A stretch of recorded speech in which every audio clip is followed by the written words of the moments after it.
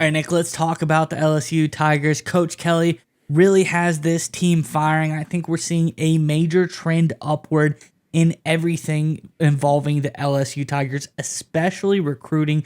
He seemed to have been on fire lately, but there's a lot of other programs around the country getting a lot of more notoriety than LSU has.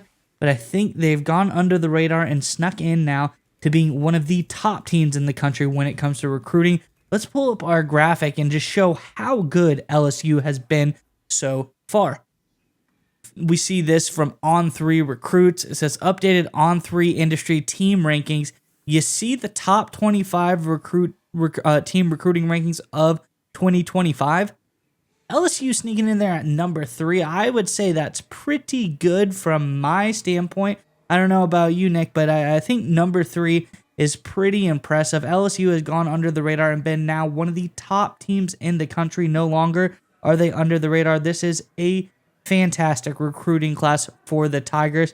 I want to hear from you, Nick. I'm curious what your thoughts on this are. But before we get to you, Tigers fans, in the comment section below, do you like what Coach Kelly has done thus far with this team? He's had a plan. It's been set into motion, slowly building. Now we kind of see it. I feel like this is the year where you get to see the results. Are you confident in what Coach Brian Kelly has done so far?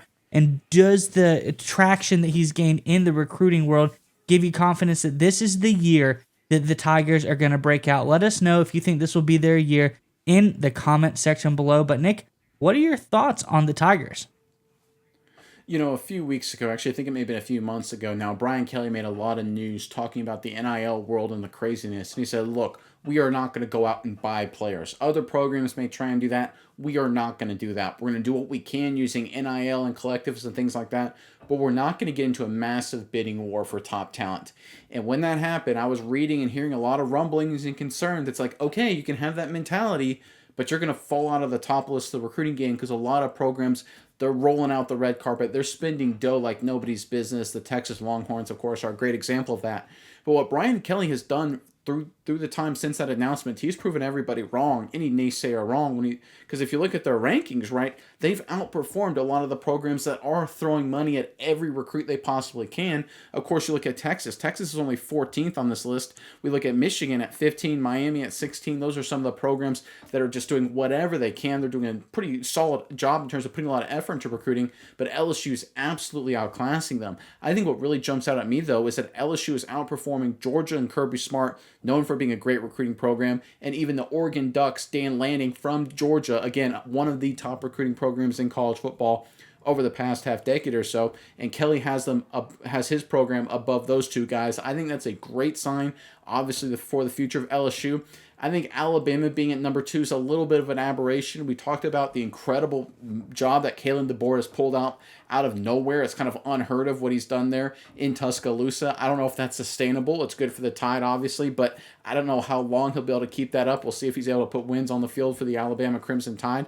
And then you have Ohio State, which is generally number 1 or number 2 at the top of the list year in and year out just because they're Ohio State. But if you look at an LSU program, top 3, despite not rolling out the red carpet, despite not throwing money at everybody when it comes to the NIL, that is a great sign for the future of this program down in Baton Rouge. It means that what Coach Kelly bet basically the entire future on of like, hey, we're not going to follow down this crazy NIL path. We're going to do things the way I want to do it. The fact that he stuck to his guns, the fact that he threw it all out there, and that it's working, I think it's a great sign for the Tigers, because that was my one big concern. It's like, all right, Coach Kelly, I appreciate it. I think that's a really smart thing and strong thing to say for the future of college football as a whole, but that could really hurt LSU. Prove me wrong. It looks like it turned out to be a huge victory for the Tigers. Yeah, Nick, and you see this and you hear what Coach Kelly's done, his thoughts on NIL, what this team's doing, and then you look at the results, and it's almost unbelievable. I know we've been saying that here a lot lately, but it truly is. To see they have 5-star quarterback Bryce Underwood on this roster, and they're not bringing Lamborghinis in like Texas was.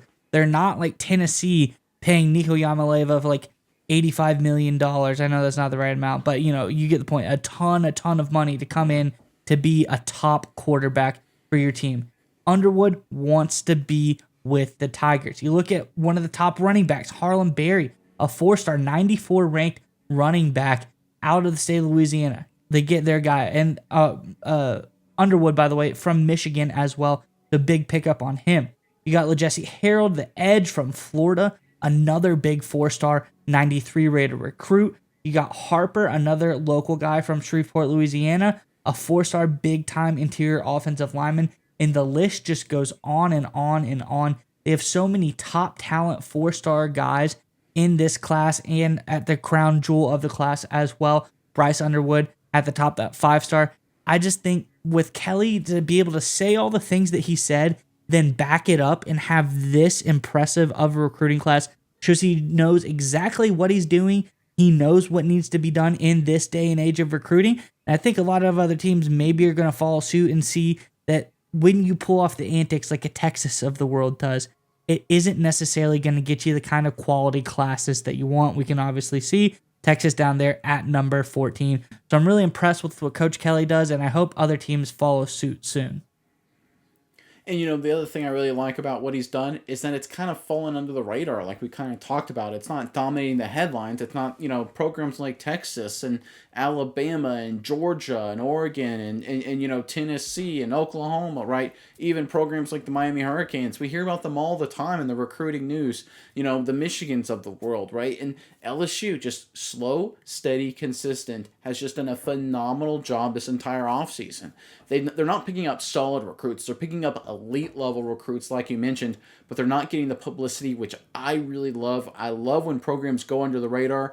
It usually means that they go out and explode because a lot of attention usually brings a lot of additional recruiting spotlight from your competition. I think LSU is surprising a lot of its competition. I know it's weird to say because it is LSU, of course, but I think they're doing a heck of a job, and Coach Kelly deserves a lot of credit.